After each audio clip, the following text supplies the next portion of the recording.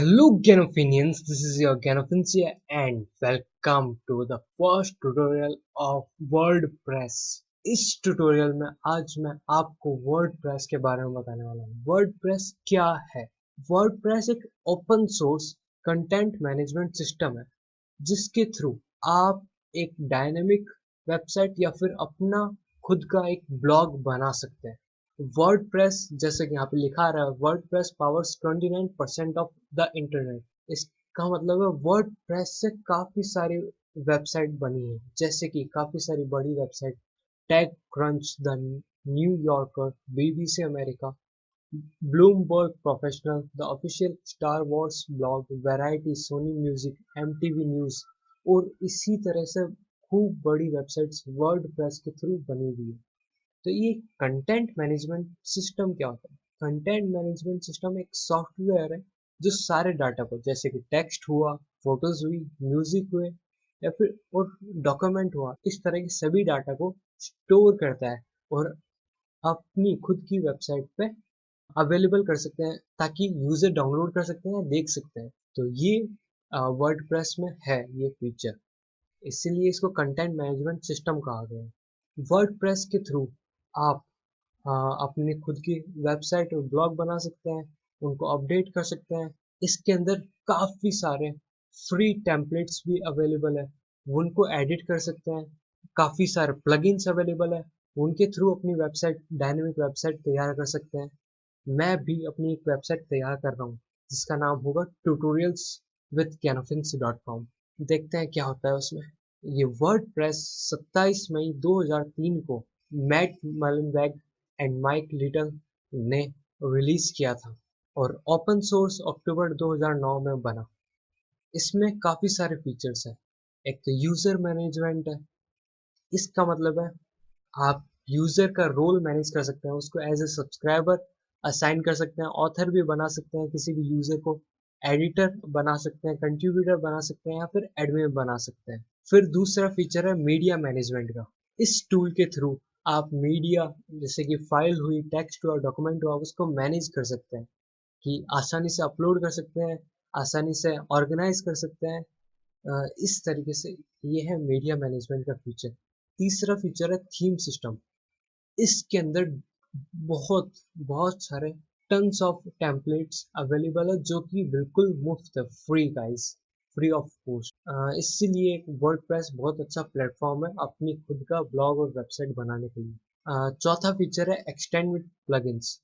बहुत सारे plugins available है, जैसे कि SEO का प्लगइन हो गया जिसके थ्रू आप सर्च इंजन ऑप्टिमाइजेशन कर सकते हैं, अपनी वेबसाइट को और अच्छी तरीके से गूगल पे शो करवा सकते हैं कि वो और टॉप रैंकिंग में आए, टॉप रैंकिंग सर्चेज में आए। और इसी तरीके से बहुत सारे प्लगइन्स अवेलेबल है वर्डप्रेस के अंदर, फ्री प्लगइन्स। फिर है सर्च इंजन ऑप्टिमाइजेशन का फीचर। इसके थ्रू आपकी जो वेबसाइट है वो टॉप रिजल्ट्स के अंदर आती है, ताकि कोई भी आपकी वेबसाइट को सर्च कर रहा है तो वो ऊपर ही ऊपर आएगी गूगल के टॉप रिजल्ट्स के अंदर। फिर छठा फीचर है मल्टीलिंगुअल। इसके थ्रू आप अपने पूरे कंटेंट को, अपनी पूरे वेबसाइट के कंटेंट को किसी भी लैंग्वेज में ट्रांसलेट कर सकते हैं, जो कि जैसे आपकी ऑडियंस प्रेफर करती है जिस लैंग्वेज में। जैसे हिंदी में आप ट्रांसलेट करना चाहते हैं तो वो भी कर सकते हैं, इंग्लिश में करना चाहे तो वो भी कर सकते हैं, जापानीज, चाइनीज, रशियन, कोरियन, जिस भी लैंग्वेज में आप ट्रांसलेट करना चाहें उसमें कर सकते हैं। फिर आता है इंपोर्टर्स फीचर।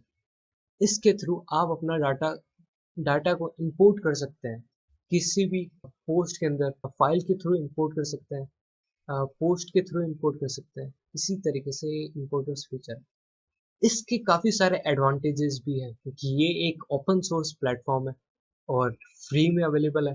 काफी सारे टेम्पलेट अवेलेबल है फ्री में जो कि अपन यूज कर सकते हैं और उनको एडिट भी कर सकते हैं अगर आपको HTML और CSS की नॉलेज है तो।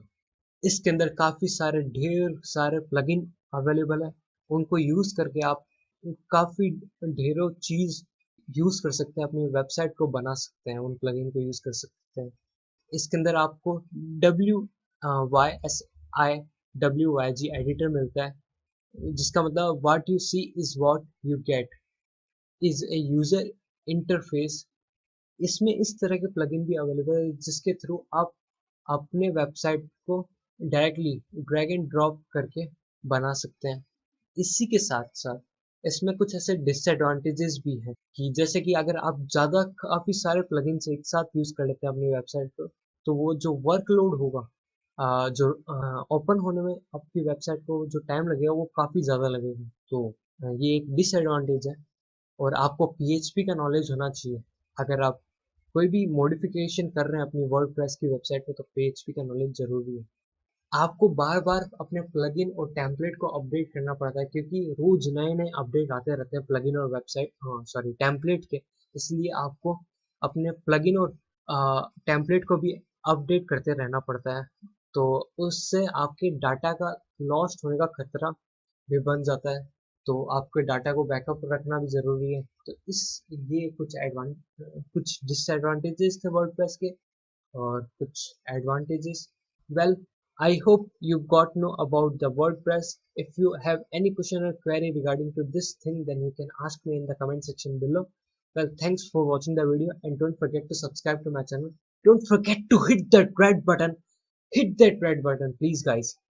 And also subscribe to my gaming channel, which is known as Gaming with Ganofins. Thank you, guys.